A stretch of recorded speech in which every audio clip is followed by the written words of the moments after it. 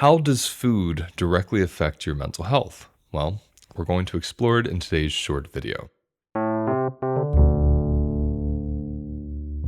It's amazing when we're going through something stressful or life altering or overwhelming, how many of us turn to food without consciously realizing how much food affects our chemistry, especially our brain chemistry, and our mental health. What I find interesting is we don't consciously think, what food could I eat to help me better experience this situation or to help me move through the stress or manage the stress in a more tolerable way. Instead, we stress eat to numb out the sensations while tackling whatever the situation is, whether it be crises, overworking, overwhelm, or some other stressor affecting us. A lot of us will also think, well, I need a coach, I need a therapist, I need to talk to a friend, I need to stretch my body, all of which is great. But rarely do we consider I need to change what I'm eating. I have to consider how well my food is supporting me. This is something I started questioning when I was 18, 19, and I was starting my degree in psychology. I was in college.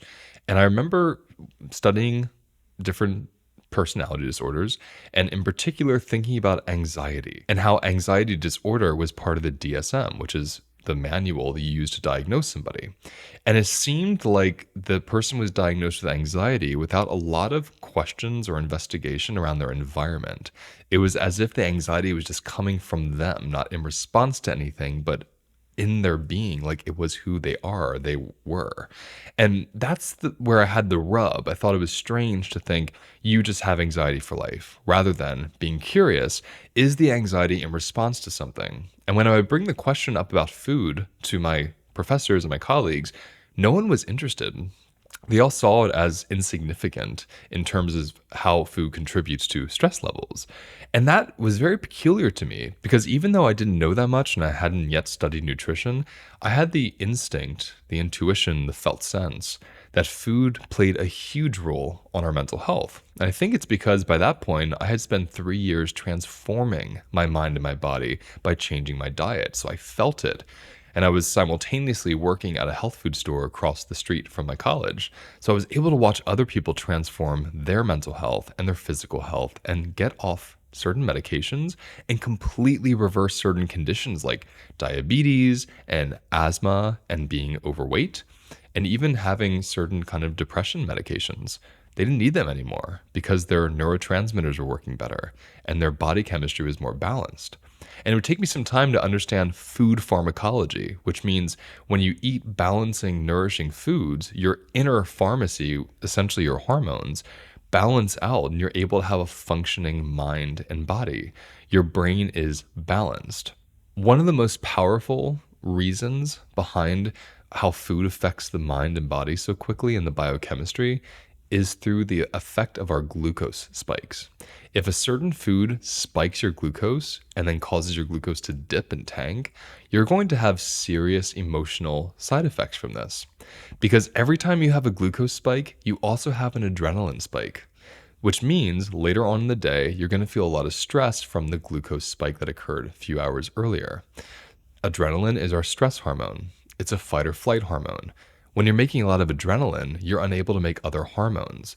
Hormones for digestion, hormones for sleep, hormones for sex and libido even. And when these other hormones are out of balance because of the excessive amounts of adrenaline from glucose spikes, your body starts to break down. You can't repair as well. You can't digest as well. Your body can't even nourish when you're eating certain foods. So it's interesting to consider how some foods will cause your glucose to spike and other foods won't. I have developed a 4-week self-paced course that takes 18 years of my personal and professional experience and puts it into one place where you can easily and quickly learn the foundations of recovering from stress and trauma. How does the food you eat affect your stress levels?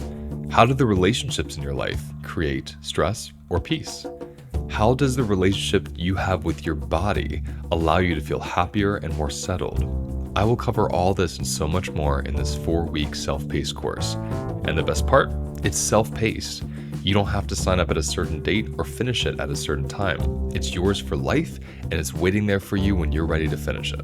Throughout this course, I'll be teaching you philosophies and practices that combine my 3 favorite modalities: somatic experiencing, embodied parts work, and nutrition. For more information on this course, click on the link in my episode details. When people are eating a diet that balances their body, doesn't spike their glucose, and doesn't stimulate their adrenals, their body's able to repair through the day, meaning when they experience something stressful, they're able to metabolize and bounce back from that stressor, compared to someone who's already stressed out because of what they're eating. So when I would bring these things up to my colleagues and my professors, and then later on in my career as a nutritionist, I would bring these up to my fellow colleagues and therapists, even therapists I worked with. It wouldn't be rare for me to get a client with PTSD, and I'd be working with a psychiatrist or a psychotherapist in addition to help them with nutrition on my end. And this kind of adjunct therapy that I was offering was often the missing puzzle piece for these people. They'd been on medication for decades, some of them. And in those decades, no one ever said, do you eat breakfast? What do you eat for breakfast? How much coffee do you ingest? So here were people that were very stimulated, having anxiety attacks, having insomnia, essentially having side effects from an overactive nervous system. And no one ever asked them, is your food contributing, making it better, or is it numbing you out? And those are the three categories I would come to learn over the years. Certain foods balance the body, certain foods stimulate the body, certain foods depress the body. And so when it comes to someone that has a lot of anxiety, they tend to lean towards stimulants. So as we go into understanding the diet much more through a nervous system and adrenaline perspective, you understand balancing foods are the foods that don't stimulate your adrenals because they often don't stimulate your blood sugar levels to dip up and down. And that's really important because, like I said earlier, when your blood sugar is balanced, your adrenals will not be stimulated. You'll be much calmer. And when you have a baseline of calm because of what you're eating, you can handle a lot of stress in your life. So I'm making this video as a reminder, if you're going through something, if you're feeling really stressed out, you're feeling really overwhelmed, you want to actually consider, what am I eating? Because even if there's external factors and circumstances that are really difficult to be with, your internal environment is what's meeting those external events. If your internal environment is already stressed out because of the food you're eating, you're going to have very little capacity to be with the stressful events that are calling your attention or that you're responsible for dealing with. So I'm going to give you a couple tips. Tip number 1, eat within 1 hour of waking up. This doesn't have to be for life. Just do it for now, especially when you're currently navigating stressful experiences.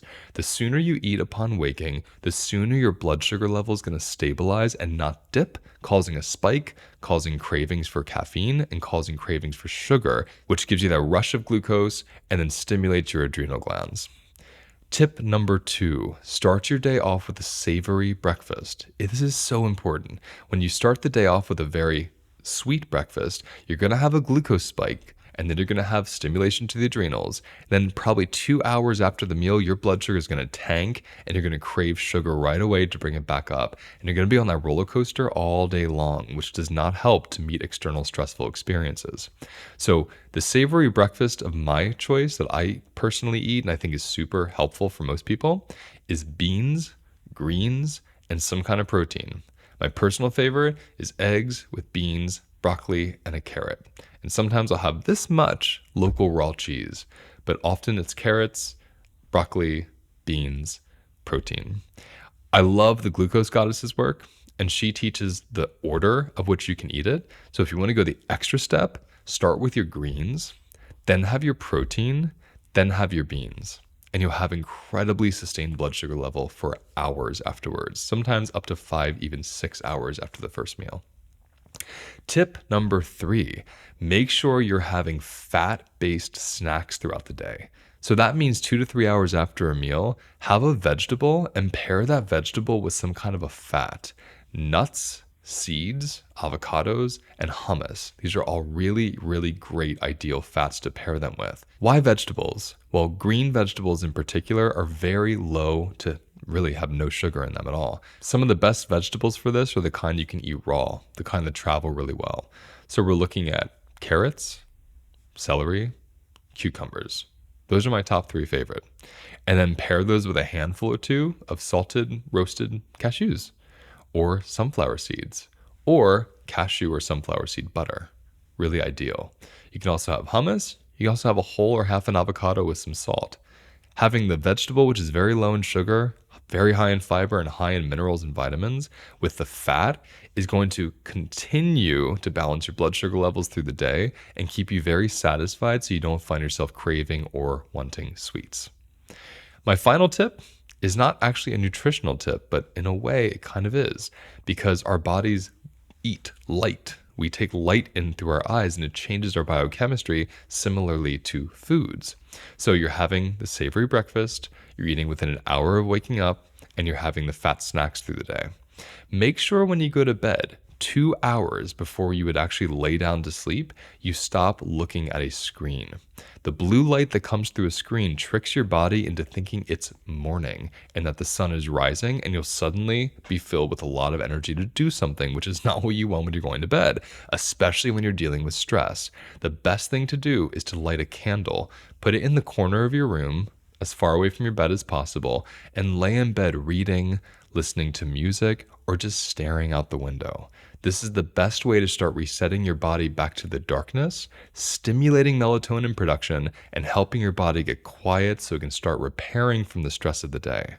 Try these 4 things and see how it feels in your body, and see if you gain more resilience and capacity for the stress in your life that you can't control by shifting some of the things you can.